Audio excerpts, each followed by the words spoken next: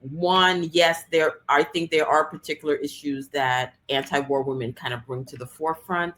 I think that scholars have sometimes misunderstood some of these ideas or mischaracterized them.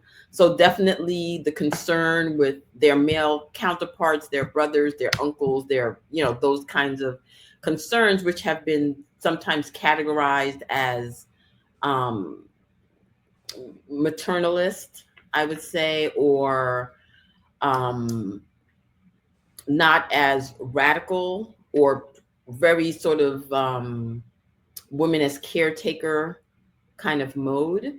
However, for Black women, we know that those roles were never sort of understood in those same ways, although they were put on them in very similar ways. So I think there was definitely kind of a motivation of anti-war, is the larger concern with the impact of war on the community.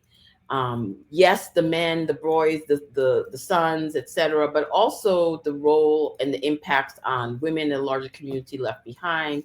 I think there was also economic motivations to be critical of the war, whether it be the impact of the war machine on domestic spending and those kinds of things. There were also, I think, anti-imperialist ways of understanding the war as well.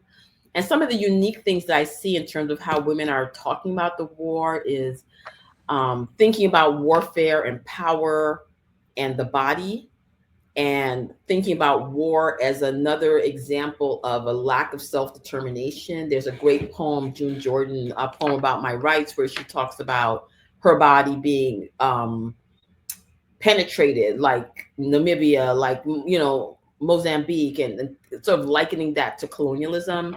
And I think that that kind of analysis, or those kinds of frameworks seem to work, because ironically, some of the women that Patricia Robinson was working with in terms of therapy and thinking about domestic violence, that metaphor got people to an anti-war idea.